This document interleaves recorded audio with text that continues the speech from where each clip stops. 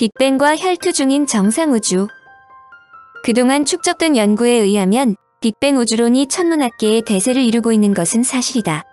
그러나 아직 빅뱅이 모든 천문학자로부터 지지를 받지 못하는 것은 빅뱅에 맞서 영원한 우주를 주장하는 정상상태 우주론도 상당한 지지를 받고 있기 때문이다. 일반 사람들이 다소 혼란스러운 것은 두 우주론의 결론이 정반대라는 점이다. 한마디로 우주가 영원불멸하다는 주장과 그렇지 않다는 것으로 맞선다는 점이다. 정상우주론은 운동에너지와 인력에 의한 위치에너지가 같은 경우로 태초의 우주가 모든 면에서 지금과 마찬가지라고 설명한다. 1948년도에 영국의 토마스 골드 헤르만 본디 그리고 프레드 호일가 제창했고 그 뒤로 아프, 버비지, 날리카 등이 지지하고 있다. 특히 당대는 우주의 나이가 지구의 나이보다 어리다는 측정 결과가 나오자 빅뱅 자체가 모순이라고 반박하며 이어서 우주의 나이를 파악한다는 것 자체가 무의미하다고 설명했다. 빅뱅 이론은 허블이 발견한 우주의 팽창 속도로부터 역산하여 우주의 나이를 추정할 수 있다. 허블 상수의 역수가 우주의 대략적인 나이가 되는데 허블이 관측한 허블 상수 값은 h는 500km/초 메가파섹이었고 이로부터 추정된 우주의 나이는 18억 년이었다. 당시 방사성 연대 측정으로 얻어진 지구의 나이는 30억 년이 넘었으므로 우주의 나이가 지구나 별들의 나이보다 적은 모순을 드러내고 있었던 것이다. 물론 당시 허블의 거리 측정에 심각한 오류가 있었기 때문이었다. 호일 박사의 주장은 명쾌하다. 현 우주는 천문학적 관측을 통해 알 수 있는 것보다 훨씬 오래되었으며 항상 존재해왔고 앞으로도 그럴 것이다 라는 설명이다. 그는 은하들은 광대한 영겁의 시간을 통해 탄생, 성숙, 소멸하며 그 파편에서 새로운 은하가 태어나 예전 것을 대체한다고 주장했다. 새 은하가 반드시 옛날 것이 있던 자리에 생기는 것은 아니지만 우주 전체의 질량은 항상 균형을 이룬다. 이런 관점에서 보면 우리가 현재 관측할 수 있는 가장 오래된 은하들도 더 큰 상황 안에서는 사실 아주 새로운 은하라는 것이다. 특히 그는 허블이 관측한 우주의 팽창이 명백하다면 시간이 감에 따라 우주의 밀도는 작아진다고 설명했다. 그러므로 진화하면서도 변화하지 않는 우주 모델이 되려면 우주가 팽창함에 따라 은하 사이의 공간에서 새로운 물질이 나타나면 된다고 설명했다. 우주가 무한하다면 우주가 2배로 커져도 역시 무한하다. 은하 사이에 물질이 만들어지기만 하면 우주 전체는 변하지 않고 그대로 남아있을 수 있다는 뜻으로 이를 정상상태 이론이라고 말한다. 정상상태 이론은 영원하고 정적인 우주로 우주가 팽창하지만 영원하고 근본적으로 변하지 않는 동적이며 무한한 우주가 가능하다는 것을 말한다. 고대인들이 생각한 우주는 지구가 우주의 중심이고 모든 천체가 지구 주위를 돈다는 지구 중심 우주 모델이다. 그러나 이 모델은 코페르니쿠스의 태양 중심 모델로 부정되었고 지구는 특별하지 않다는 것이 확인되었다. 이후 우주가 팽창한다는 사실이 발견되자 우주의 중심이 없으며 모든 은하는 서로 멀어지고 있다는 사실로부터 우주는 어떤 방향으로도 동일하다는 우주 원리 즉 대칭성이 대두되었다. 이 원리는 우리 은하와 주변 환경은 우주의 다른 곳과 근본적으로 같다는 것으로 우리는 우주의 특별한 장소에 사는 것이 아니라는 아인슈타인이 일반 상대성 이론을 전체 우주에 적용할 때 적용한 원리이기도 하다. 그런데 정상상태 이론은 여기서 한 걸음 더 나아가 우주는 시간적으로도 동일하다는 것이다. 이것은 우리 주위의 우주가 다른 지역의 우주와 같을 뿐 아니라 우리 시대가 다른 시대와 같다는 말로 설명된다. 다시 말해 우리는 우주의 특별한 장소에 살고 있는 것도 아니며 특별한 시대에 살고 있는 것도 아니라는 것이다. 정상 우주론은 우주가 과거로 거슬러 올라감에 따라 은하가 하나씩 없어지면 빅뱅 이론에서 주장하는 높은 밀도와 온도를 피할 수 있다는 줄거리를 갖는 우주론으로 반세기 동안 빅뱅 우주론과 선의의 경쟁을 벌이고 있다. 1948년에 발표된 모형을 고전적인 정상 우주론이라고 하는데 이 우주론의 기본 가정은 완벽한 우주 원리이다. 즉 우주가 공간적으로 균일하고 등방일 뿐만 아니라 우주는 시간적으로도 균일 등방이라는 것이다. 다소 이상하게 들릴지 모르지만 우주는 거시적으로 볼 때 어느 곳이나 어느 쪽으로나 똑같으며 시간적으로도 옛날이나 지금이나 미래나 늘 같은 꼴이라는 주장이다.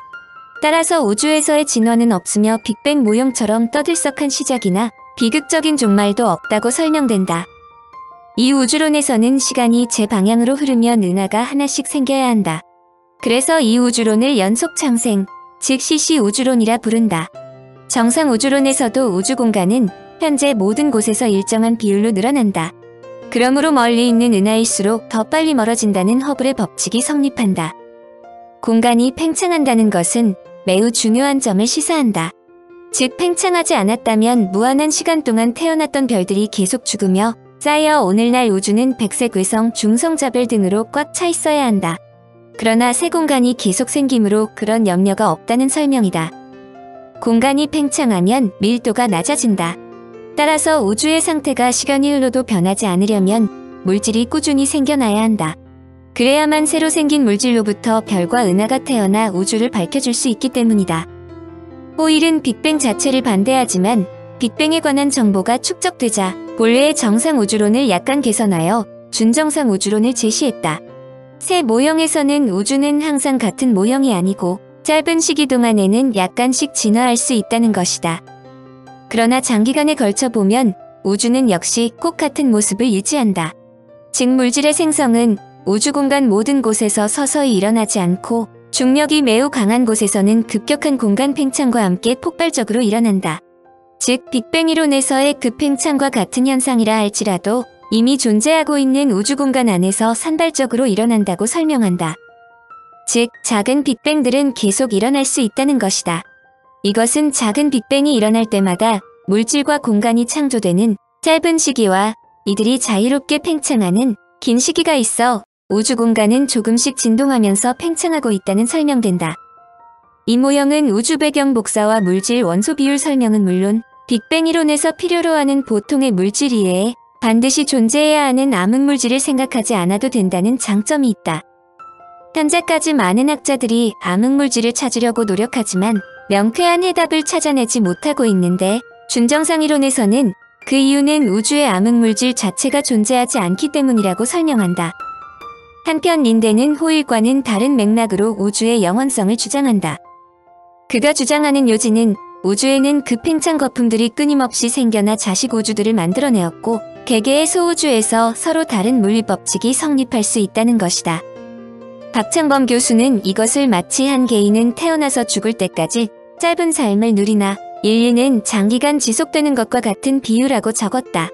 이를 더욱 확장시켜 생각한다면 지구에서 발생한 인류 문명은 결국 사라지더라도 우주의 다른 곳에서 새로운 생명체가 태어나 또 다른 문명을 일으킬지도 모른다는 낙관론도 포함한다. 박창범 교수는 이것을 마치 한 개인은 태어나서 죽을 때까지 짧은 삶을 누리나 인류는 장기간 지속되는 것과 같은 비유라고 적었다. 이를 더욱 확장시켜 생각한다면 지구에서 발생한 인류 문명은 결국 사라지더라도 우주의 다른 곳에서 새로운 생명체가 태어나 또 다른 문명을 일으킬지도 모른다는 낙관론도 포함한다. 빅뱅 새로운 문제점. 정상상태 우주론으로도 풀리지 않는 의문은 존재한다. 이 우주론을 설명하기 위해 변형된 우주상수를 사용하는데 이것은 아인슈타인이 정적인 우주를 나타내기 위해 일반 상대성 이론에 도입했던 수학적 허수와 다름없다. 아인슈타인이 자신의 최대의 실수라고까지 말한 바로 그 상수이다. 대부분의 물리학자들은 우주상수에 반감을 갖고 있는 데다 우주 배경 복사의 발견으로 호일의 정상 우주론은 폐기 상태까지 몰렸다. 그러나 호일은 자신의 이론에 문제점이 있는 것은 사실이지만 빅뱅에 훨씬 큰 문제가 있다고 지적했다. 실제로 빅뱅의 새로운 문제점들이 계속해서 나타났다. 그중 한 가지는 우주에 대해 보다 많은 정보들이 쌓이자 초기 우주가 현재의 물리법칙을 따르지 않는다는 점이다. 대폭발 이후 50만 년 전까지, 즉 충분히 냉각되어 물질의 생성과 빛의 방출이 가능하게 된 시점에 이르기까지는 현재의 우주 물리법칙이 적용되지 않는다. 이런 지적 때문에 빅뱅 이론가들은 최초의 우주는 유일하며 순간적인 사건이었다고 이론을 일부 수정했다. 호일과 그의 추종자들은 이를 맹렬히 비난했다. 한마디로 문제점이 나왔음에도 빅뱅을 원천적으로 제거하는 것이 아니라 일반인들이 이해할 수 있는 수준을 위배하는 특별한 이해를 만들고 있다고 비난했다. 또한 1990년보다 중요한 빅뱅의 문제점이 제시되었다. 독일 막스 플랑크 연구소의 혼턴하프는 지구로부터의 거리와 일치하지 않은 많은 수의 적색 이동이 관찰된다고 발표했다. 이것은 빅뱅의 친형타를 안기는 요소가 될 수 있는데 적색 이동이 팽창하는 우주 속력을 나타내는 믿을 수 없는 지표라면 그것은 바로 빅뱅의 존재 자체가 의심스럽다는 말이 된다. 즉 은하들이 빠른 속도로 서로 멀어져 가는 것이 아니라면 그런 운동을 확립시킨 빅뱅도 필요 없게 된다. 더불어 빅뱅의 문제점은 일반인의 생각으로는 도저히 도출해낼 수 없는 인플레이션 이론을 검증할 수 없다는 점이다. 인플레이션 이론은 상당한 매력적이지만 순간적으로 핀 머리만 하던 것이 오렌지나 소프트볼만한 크기로 단숨에 변했다는 내용은 부피가 한순간에 10의 50승, 다시 말해 1의 0이 50개 붙는 비율로 증가한다는 것이 정말 가능하느냐이다. 물론 이 숫자를 10의 40승으로 설명하기도 하지만 이 역시 엄청난 숫자이다. 정상 우주론자들은 인플레이션이 있었다면 상식적으로 많은 별개의 거품이 생겨났어야 정상인데 현재 그런 거품 벽이 존재하지 않는다고 지적한다. 이 문제가 빅뱅에 상당히 큰 치명타를 안겼는데 러시아의 안드레이 린데가 영역이라 재명명한 거품들이 서로 독립적으로 발달했다고 가정하면 된다고 발표했다. 그의 설명에 의하면 우리가 알고 있는 현 우주는 영역 중 겨우 하나로 그것도 1000억 분의 1에 불과하다는 것이다. 그의 주장은 거품벽들이 너무 멀리 있기 때문에 현 인간들의 관측 범위를 벗어나고 있다고 설명했는데 프랑스 트린 슈안트완도 이를 지지했다. 우리 우주는 아주 작은 하나의 거품에 불과하며 그보다 수억 수천 배나 더 큰 또 다른 거품인 메타우주 혹은 슈퍼우주의 광대함 속에 묻혀버린다. 그리고 그 메타우주조차 팽창의 시기 동안 아주 극도로 작은 공간에서 함께 생성된 후 서로 연결이 끊어져 버린 다른 여러 메타우주들 속에서 보이지 않는 점으로 사라진다. 정상 우주, 빅뱅 우주가 얼마나 색다른 우주론으로 변화하고 있는지를 알 수 있다. 정상 우주론자들은 또다시 빅뱅론자들이 특별 예외를 만들고 있다고 반박했다. 빅뱅 우주론과 정상상태 우주론은 우주의 미래에 대해서도 서로 전혀 다른 예측을 하고 있다. 정상상태 우주론에서는 새로운 물질은 우주의 모든 곳에서 만들어지며 시간이 지나면 새로운 은하를 형성한다고 주장한다. 따라서 초기 은하는 우주 전체에 흩어져 있게 된다. 반면에 빅뱅 우주론에서는 전체 우주가 동시에 창조되었고 모든 것은 비슷한 방법으로 진화해왔으므로 모든 은하는 초기 은하에서 발전해 아주 먼 곳을 보면 초기 은하를 볼 수 있다고 주장했다. 먼 은하의 빛이 지구에 도달하는데 오랜 시간이 걸리기 때문이다. 새로운 과학이론이 올바른 이론으로 받아들여지기 위해서는 반드시 두 가지 시험을 통과해야 하는데 하나는 관측 결과와 일치해야 하며 다른 하나는 한 번도 예측되지 않은 사실을 예측하는 것이다. 그러므로 학자들은 정상상태 우주론과 빅뱅 우주론이 팽팽하게 맞서자 천문학자들 중 어느 우주론이 옳은지를 판정하는 것을 유보하고 지구인들의 과학기술, 즉 관측을 통해 판별될 때를 기다리자는 데 동의한다. 시간이 필요하다는 뜻이다.